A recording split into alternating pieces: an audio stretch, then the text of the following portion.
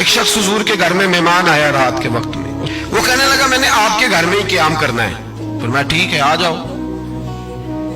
صحابہ کہتے ہیں جتنا بھی 4-5 بکریوں کا دودھ سارے اہل خانہ استعمال کرتے تھے، محبوب کا سارا گھرانہ وہ سارا کٹھا اکیلا ہی دودھ پی گیا، سارا جتنا کھانا تھا اکیلا ہی کھا گیا۔ رات کو اسے چارپائی پہ سلایا گیا تو کھا اتنا چکا تھا کہ اس کا پیشاب حضور کے بستر پر ہی نکل گیا۔ وہ جب آلودہ ہوا تو شرمندہ ہوا، اٹھ کے بھاگ گیا، کسی نے دیکھ لیا تو کیا بنے گا۔ کہتا ہے میں جب کنویں پہ گیا، جا کے میں نے غسل کیا، کپڑے دھوئے تو خیال آیا میری تو سونے کی انگوٹھی رہ گئی ہے وہاں۔ اب طبیعت اجازت نہیں دیتی تھی کہ وہاں لوگ کٹھے ہوں گے۔ وہ شخص کہتا ہے میں انگوٹھی سونے کی رہ گئی تو دل میں خیال یہ تھا کہ واپس جاؤں گا تو وہاں تو حالات ہی بڑے گڑبڑ ہوں گے، لوگ اکٹھے ہوں گے، شرمندگی ہوگی، میں پیشاب کر رہا ہوں بستر پہ، حال بڑا سخت ہوگا، اتنے لوگوں کا سامنا کیسے کروں گا۔ لیکن مجبوری تھی، انگوٹھی سونے کی تھی، بڑی قیمتی تھی۔ کہتے اس انگوٹھی کی مجبوری نے مجھے شرمندگی کا سامنا کرنے پہ مجبور کیا، اور جب میں آ کے حضور کے کمرے کے باہر کھڑا ہوا تو وہاں تو کوئی بھی نہیں تھا۔ اللہ کے رسول نے بالٹی میں پانی رکھا ہوا تھا اور میرے پیشاب پر پانی بہا رہے تھے۔ خود رسول پاک فرماتے ہیں حضور پانی بہا رہے تھے اور جب میری طرف دیکھا تو محبوب نے مسکرا کے فرمایا غسل کر لیا آپ نے؟ آپ کو تکلیف ہوئی، جب انسان کا معدہ کمزور ہو تو ایسی چیزیں ہو جاتی ہیں، فکر نہ کریں، بیٹھے میں ناشتہ لاتا ہوں۔ کہتے ہیں حضور کے جملے تھے کہ طوفان تھا، وہ حضور کی گفتگو تھی کہ میرے اندر کی ہر چیز بجھاتی جا رہی تھی۔ تیری پہلی نظر کا وار توبہ، دل اب تک دعائیں دے رہا ہے۔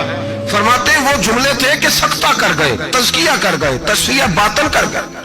محبوب یہ کہہ کہ گزرنے لگے تو میں نے بازو تھام لیا، میں نے کہا محبوبہ میں زیادہ پڑھا لکھا تو نہیں، سیانا تو نہیں، زیادہ کھانے والا موٹا تازہ آدمی ہوں، حضور میں کوئی انالیسز نہیں کر سکتا، تجزیہ نگار نہیں، باریک نہیں، پر میرا موٹا دماغ بھی مان گیا ہے کہ آپ واقعی اللہ کے سچے رسول ہیں۔ میرا موٹا دماغ بھی مان گیا ہے کہ آپ واقعی اللہ کے۔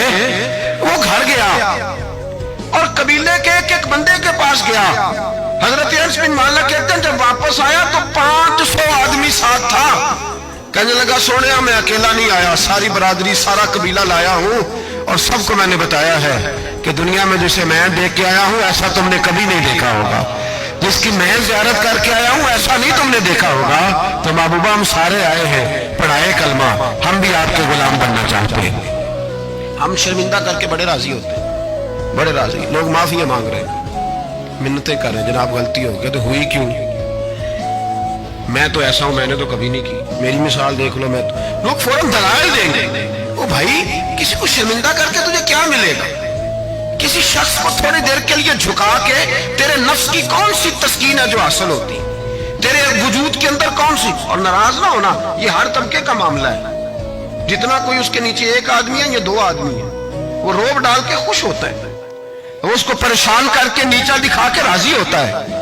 میرے رسول دنیا میں لوگوں کو نیچا دکھانے نہیں آئے، عزت عطا کرنے آئے، حضور بلندیاں دینے آئے، نبی پاک نے وقار دیا۔